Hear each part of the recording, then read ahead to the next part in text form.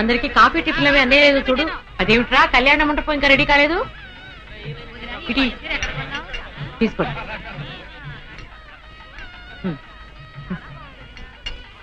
ఎంతైనా జానకమ్మే దగ్గరుండి అన్ని పనులు స్వయంగా చూసుకుంటది. మరి నన్ను ఏం చేయమంటారు చెప్పండి? నాదేమో ఆర్థికులని కొంపైపోయింది. మన ఇంట్లో పనులు మనం చేసుకుంటే తప్పే ఉందండి. ఏంటో ఆ సీనుబాబు గుళ్ళో గొడవ చేయకుండా ఉంటే ఈ ముహూర్తానికి మా పిల్ల పెళ్లి కూడా ఉండేది. ఈ ముహూర్తానికి ఎందుకులేండి, మాది అసలే దుర్వంశం. పొట్లకేం కాదు. అమ్మా సుందరి, అమ్మా సుందరి. ఏంటమ్మా ఏమైంది? ఏమోనండి, ఉన్నట్టుండి కళ్ళు తిరిగి పడిపోయింది. సుందరి రండి, పాపం ఉన్నట్టుండి పిల్ల కింద పడిపోయిందండి. మీరు చూడండి.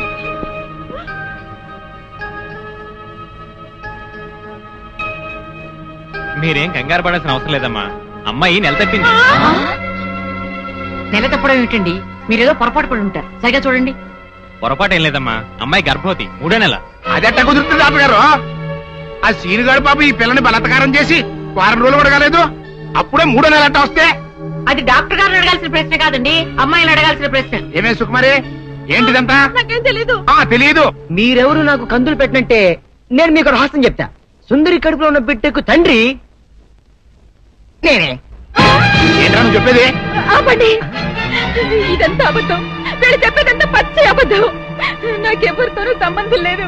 నేను కన్న పిల్లనే. ఊరుకోవే. ఆ వేరే తోట మనోడు నిన్ను బలాత్కారం చేసిన తర్వాత కూడా నువ్వు కన్నెపిల్లవు ఎలా అవుతావు? వీళ్ళంతా చెబుతున్నది నిజమే అయితే నువ్వు ఆడపిల్లవే గాని కన్నె పిల్లవెలా అవుతావు?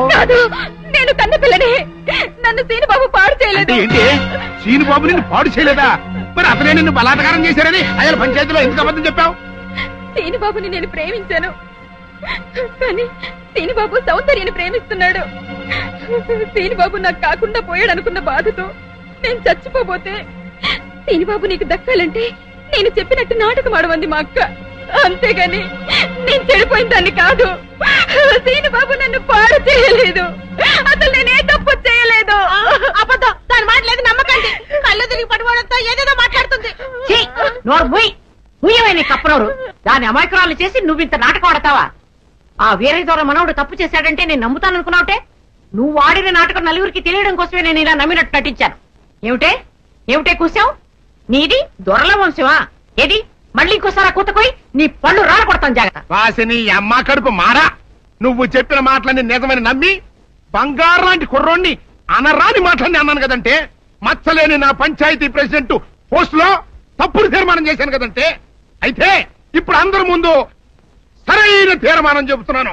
ఏరాయి ద్వారా మనవడు నిర్దోషి అని తేలిపోయింది కాబట్టి ఈ సప్పిడి సుకుమారి చెల్లెల్ని ఆ బాబు పెళ్లి చేసుకోవాల్సిన అవసరం లేదు.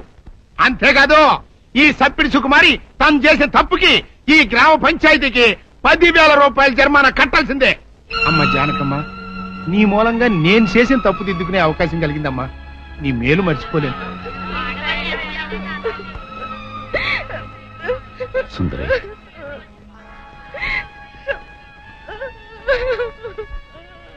నిజమేంటో అందరికీ తెలిసిపోయింది. ఇంకా ఎందుకు బాధపడతావు? ఊరుకో. సౌందర్య, నేను విన్నదంతా నిజమేనా? అవునమ్మా, అది చెబుదామని వచ్చాను. పిచ్చి తల్లి, సీను నా కళ్ళ ముందు పుట్టి పెరిగిన బిడ్డమ్మా.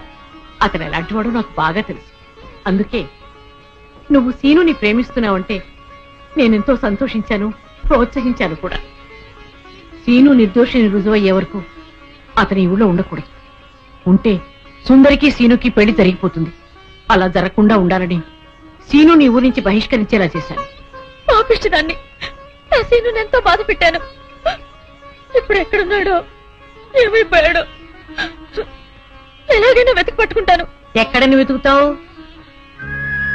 అవును, ఎక్కడని వెతుకుతాను? పిచ్చి పిల్ల, నువ్వెక్కడా వెతకనవసరం లేదు. నేనే సీనుని రప్పించాను. నిజంగానే నానత్త? మోహన్ చూడరా. సీను, సీను,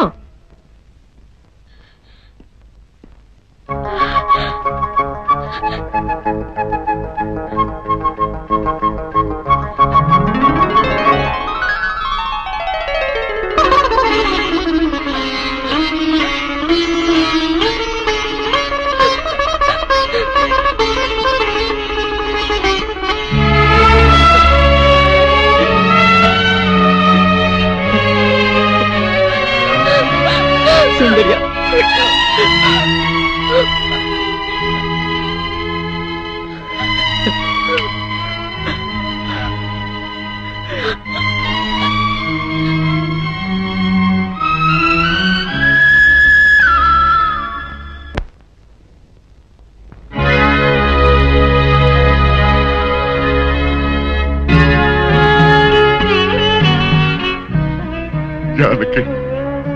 చచ్చా ఏమిటో ఇది? ఊరంతా వెలివేసిన నా మనవణ్ణి నువ్వు ఒక్కదానివి వెనకేసుకొచ్చావని తెలియక నేను నానా మాట్లాడినాను, నన్ను క్షమించు అంటావు అంతే కదా?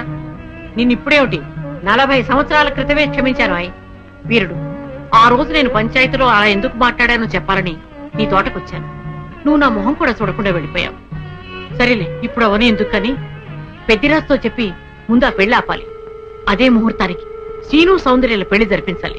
పెద్దిరాజు ఆ పెళ్ళాపడానికి ఒప్పుకుంటాడంటావా? పెద్దిరాజు చాలా పెద్ద మనసు కలవాడు. మనం వెళ్లి శ్రీను సౌందర్యాల ప్రేమ గురించి చెప్తే తప్పకుండా ఒప్పుకుంటాడు. పద వెళ్దాం పద. అవునమ్మా, నాది పెద్ద మనసే, నేను కాదన్ను. నేను అతి మంచోణ్ణి, అది కాదన్ను. అట్టా అని చెప్పి నా కొడుకు పెళ్లి పేట్ల మీదే ఆపు చేసేంత పెద్ద మనసు నాకు లేదమ్మా. ఇంకా పెద్ద మనిషి అనిపించుకోవడం కోసం నా కొడుకు బతుకు బజారు పాలు చేసేంత చిన్న మనిషిని కూడా కాదు. ఇంకా మీరు వెళ్ళండి. అది కాదు పెద్దిరాజు, నా మనవరాలు వీరయ్యదుల మనవుడు ప్రేమించుకున్నారు. మరి ఆయన మనవాడిని ప్రేమించిన పిల్ల అయితే నా కొడుకుని పెళ్లి చేసుకోవడానికి అట్ట ఒప్పుకుందండి. అందరితో పాటు నా మనవరాలు కూడా శ్రీను అపార్థం చేసుకుంది.